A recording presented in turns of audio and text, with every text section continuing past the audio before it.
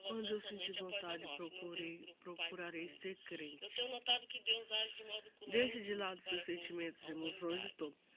A palavra de Deus. Nossos sentimentos e emoções mudam diariamente. A salvação é baseada no que está escrito na palavra de Deus e não no nosso sentimento. O sentimento não tem lugar na esfera da fé. Jeremias 17:9. Chegue-se a Cristo pela fé e não pelo que você sente. A Bíblia não diz: estas coisas fiz sentir, mas essas coisas vos escrevi para que saibais que tende a vida eterna. 1 João 5:13. João 5:24. Deus não pede sentimento ou desejo, ele pede fé na sua palavra. Hebreus 11:6. Seus desejos, sentimentos, concepções, emoções e pontos de vista podem mudar, amigo, mas aquilo que Deus escreveu jamais muda. Portanto, se você quer ser salvo, consulte o que Deus diz na sua palavra e não os seus próprios sentimentos. Salvação é matéria de fé e depender dos sentimentos não é ter fé. Fé é crer no que Deus diz, é agir em seguida. Vai de mal a pior quem buscar seguir o servir a Deus através de seus sentimentos e não por fé na palavra de Deus. João 1:12. Essas passagens também expõem o fato de que a salvação não é obtida mediante sentimento. O que é preciso é receber Jesus como Salvador pessoal. Receber quer dizer aceitar. Apocalipse 3:20. Aqui não diz quem ouvir a minha voz e sentir, mas quem ouvir a minha voz e abrir a porta. Isto é, abrir seu coração para o Senhor fazer morada. Se o amigo já ouviu o Evangelho e não está salvo, a culpa é sua. Vê também Provérbios 28:26, Jeremias 17:9. Deus já jurou que o ímpio não entrará no céu. Quem você quer mais? Hebreus 4:3. Toda religião é boa. Eu, sendo sincero, é o que importa. Você pode ser 100% sincero em sua crença e ainda assim está totalmente perdido. Sua sinceridade, estando você errado, não lhe vai salvar. Você estará certo em sua crença somente quando seguir a Jesus por meio da sua palavra. A sinceridade é um dever do homem para com Deus e seu semelhante, mas não é um requisito primordial para a salvação. De nada adianta o pecador ser sincero se está fora do caminho da salvação traçado por Deus. Religião é aquilo que o homem faz para Deus. Salvação é aquilo que Deus fez pelo homem. João 14:6. O caminho para o céu é Jesus Cristo e mais nenhum outro. Vê Atos 4:12. A religião é coisa externa. São as práticas e conduta religiosa. A prática da vida cristã não é meramente uma religião, mas uma relação bendita de vida em Cristo. João 15:4-5. Religião é um homem tentando achar Deus. Jesus não veio fundar uma religião, mas eu vim para que tenham vida. João 10:10. Lucas 13:3. As condições para a salvação são fé e arrependimento. Não é religião. A religião, quando muito, pode reformar socialmente uma pessoa, e isso por algum tempo. Ao passo que o Evangelho, como poder de Deus, pode transformar radicalmente o pecador. 1 João 5:12. Para ter a vida eterna, não basta ter uma religião e nela ser sincero, mas é necessário ter a pessoa em si, o Filho de Deus. Há muita coisa na Bíblia e no meio ao Evangelho que não consigo entender. Primeiramente, nosso conhecimento atual dos propósitos de Deus é muito limitado. Eis uma razão de não entendermos muita coisa. Há também muita coisa nesta vida as quais não entendemos. Entretanto, não nos preocupamos com elas. Por exemplo, ninguém quer deixar de comer nem durante um só dia, porque não entende nem vê o ministério da assimilação dos alimentos pelo nosso organismo. Isto é, como as verduras, carne, pão, etc., ovo, transformam-se em um músculo, unhas, cabelos, energias, etc. Ninguém quer viver no escuro só porque não entende a complicada teoria eletrônica. Ninguém quer deixar de consumir leite somente porque não entende como é que uma vaca de cor preta e branca e comendo capim verde produz leite branco. Então, por que só a mensagem divina da Bíblia é o que não merece a nossa confiança? Confiamos cegamente no motorista do nosso ônibus que joga com as nossas vidas. Confiamos de igual modo no piloto do avião, no médico que nos opera, na moça ou no rapaz com quem casamos e em inúmeras outras coisas, e não confiaremos em Deus? Ele já falhou alguma vez no passado? Se recebemos o testemunho dos homens, o testemunho de Deus é maior. 1 João 5,9, medite bem nisso. 1 Coríntios 13:12. Nosso conhecimento das coisas de Deus, por maior que seja, é simplesmente parcial. Ninguém há que possa abarcar as profundezas de Deus. Vinde ver também Romanos 8:33. Lucas 24:45. Jesus pode abrir o nosso entendimento. 1 Coríntios 2:14. O homem natural, isto é, o homem no seu eu, em sua natureza adâmica, irregenerado, não entende as coisas de Deus, porque elas se discernem espiritualmente. Compreendemos as coisas espirituais quando Jesus está no meio. Lucas 24:36-45. Portanto, o homem sem o concurso do Espírito Santo não compreende a revelação divina. Deuteronômio 29:29, Ato 1:7, Romanos 11:33. Não é você só, o leitor não crente que não entende muitas coisas da Bíblia e da vida cristã, com os crentes acontece também o mesmo. O texto de Deuteronômio foi escrito por Moisés, um dos maiores homens de Deus. Ele aqui reconhece que há um mistério que pertence somente ao domínio de Deus. O texto de Atos registra a palavra de Jesus, revelando a mesma verdade que acabamos de esboçar no caso de Moisés. Será o leitor a única exceção em não concordar com a palavra de Deus? Seu saber, amigo, suplanta a de todos os outros? Saibamos que tudo aquilo que não está revelado agora, ou que agora não podemos compreender, será esclarecido no dia, na outra vida, se estivermos com o Senhor, é claro. Provérbios 4:18, 19, João 13:7. Há coisas que só nos convém compreender na glória. Atende bem para isso. Deixe com Deus as coisas que você não entende e as irreveladas. Ele sabe o que faz. O texto da epístola de Romano acima mencionado foi escrito por Paulo, o maior teólogo de todos os tempos. E ele, nesse mesmo texto, reconhece as profundezas da sabedoria divina que ele não podia alcançar. Isaías 35:8. Não é por não compreender certas coisas que você errará o caminho para o céu. Seguindo fielmente a Jesus, não há perigo de errar o caminho. Ele é o caminho. João 14:6. Quando o crente deve ler a Bíblia toda para poder entendê-la, do contrário, não se queixe. Terei de abandonar muitas coisas que aprecio, inclusive meus amigos. Não se preocupe com seus amigos e com o mundo. Eles mesmos se afastarão de você, se você viver para Jesus. João 17:14. Deixe esses problemas para depois. Cuide agora da salvação. Marcos 8:36-37. Você pode responder as duas perguntas desse versículo. Veja o que diz a palavra de Deus. 2 Coríntios 25:9, 1 João 2:17. Lucas 18:29-30. Você nada perde quando deixa o que é preciso deixar para seguir a Jesus. Leia a promessa de Jesus neste versículo, também no Salmo 84:11 e em Romanos 8:32. Salmo 116:12 pergunta a Davi, o homem de Deus, que daremos a Deus em troca do que ele tem feito por nós? Filipenses 3:7-9. Lucas 16:5. Pergunto, quanto deve você a Deus? De onde vem a sua vida, saúde, bem, prosperidade, bênção, família, pátria, emprego, êxito, tudo, enfim. Tudo que temos vem de Deus, tudo é dele. Só teremos tais coisas até o dia em que ele quiser. Salmo 16:11. Aqui está declarada que a presença do Senhor é a fartura de alegria. A vida cristã é um fardo. Você não pode dizer tal coisa se ainda não experimentou a vida cristã. É preciso prová-la. Salmo 34:8. Mateus 11:30. A vida com Cristo é leve. Ele mesmo diz, o meu fardo é leve. Provérbio 3:17. Seus caminhos são caminhos de delícia. Esse é o testemunho do povo de Deus através do século. 1 João 5:13. É um lugar de peso. Seus mandamentos são como asas que nos elevam à comunhão com ele. Seus mandamentos são também vida.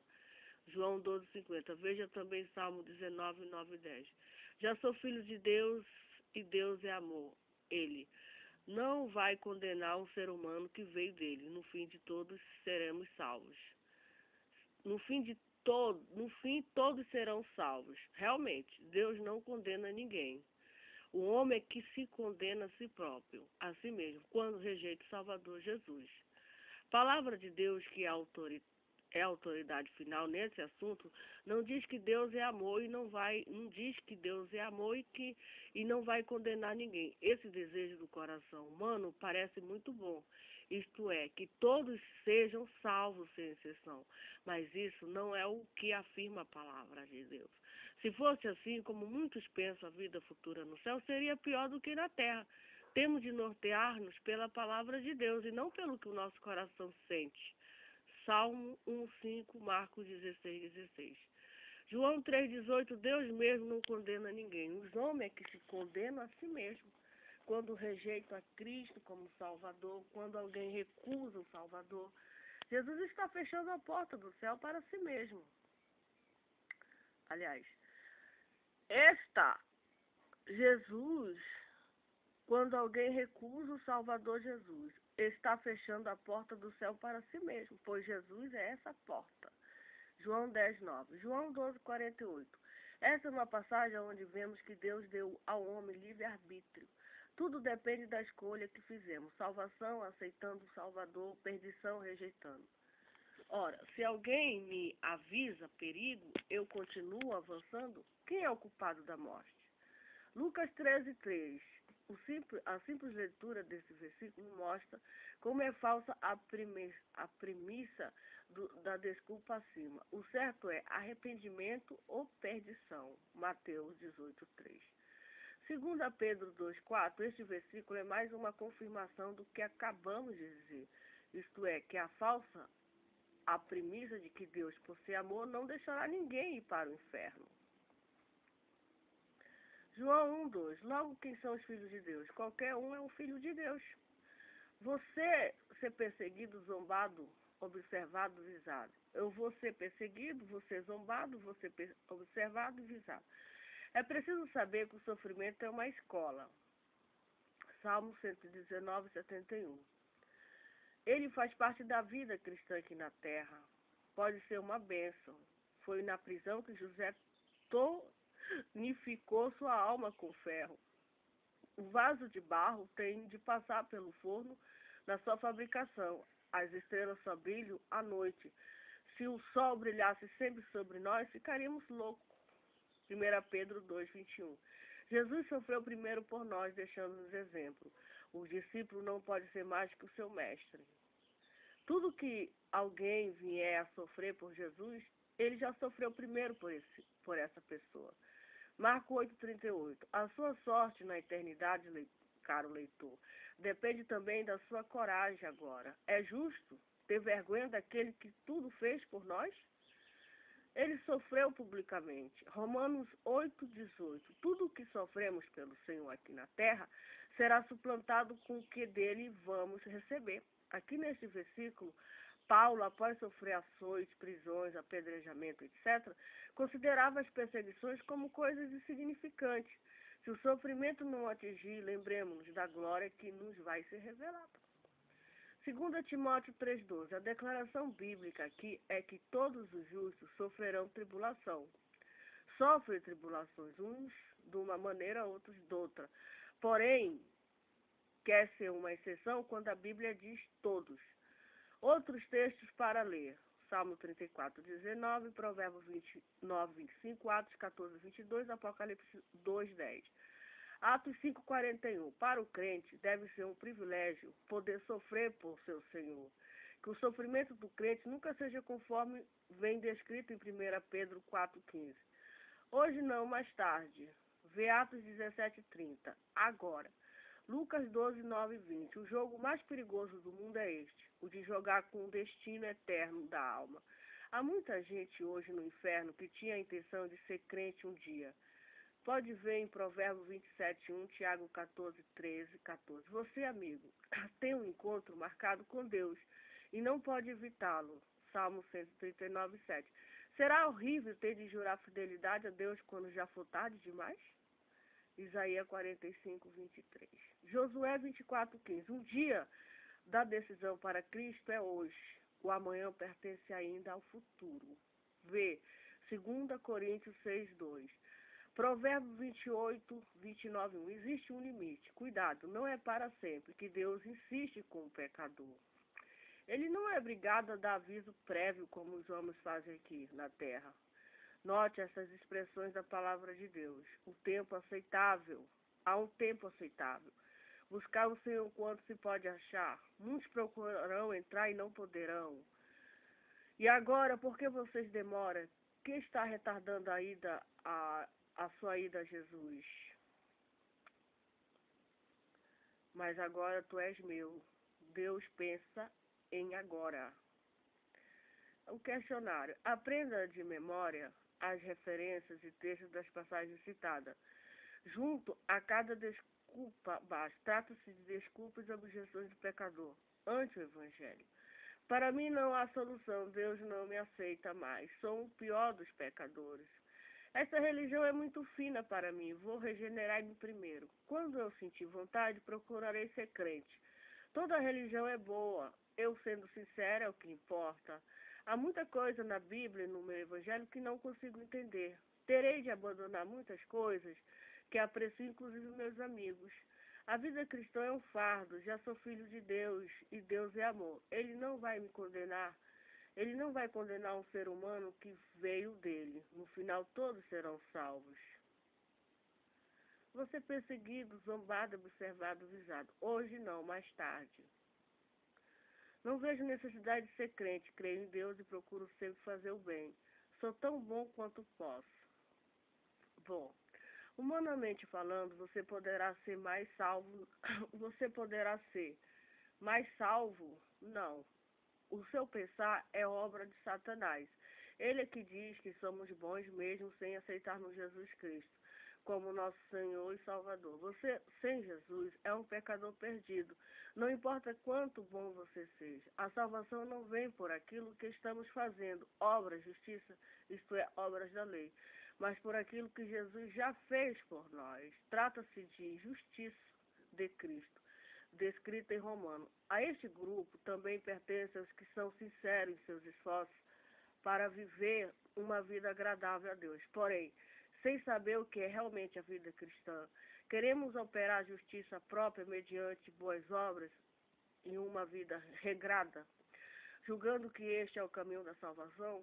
Com auxílio do Espírito Santo, podemos mostrar a estas pessoas o que é o cristianismo real, estudando os textos abaixo. Atos 16, 31.